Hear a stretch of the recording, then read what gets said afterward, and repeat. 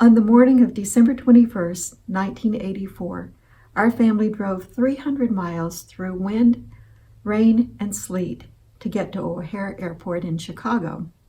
Once inside, we were dwarfed by 20-foot-tall Christmas trees decked with bows, teddy bears, and packages.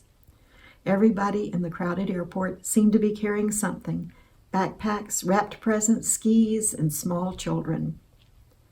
Well, we had several hours to wait for the arrival of a certain Northwest Orient jet from Korea. Our older son Jim and daughter Katie had brought books to read. Chris, our younger son, watched planes take off and land outside the glass wall of the terminal. My husband Jim had been fighting a monster cold for a week. Exhausted, he dozed on a bench.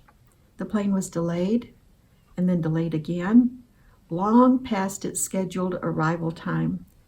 All of us grew tired and hungry. Night came, and we groaned when this plane was delayed yet again. Long after dark, the jet taxied within a few feet of the glass wall where we waited. Soon grandparents were hugging grandchildren, friends embraced, travelers hurried away, and the crowd grew thin.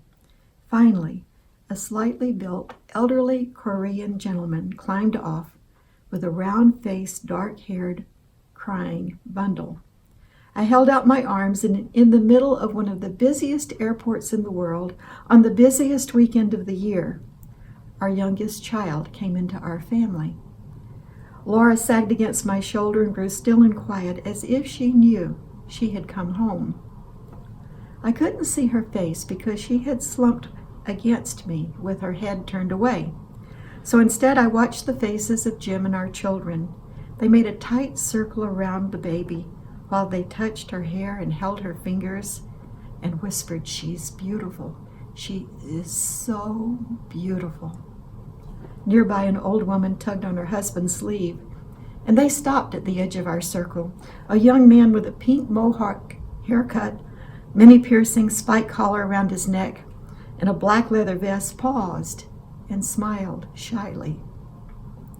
The light spread, crossing the face of a weary man in a trench coat. Our circle grew until joy and peace flooded this one small corner of the world, touched us all, and changed our lives forever.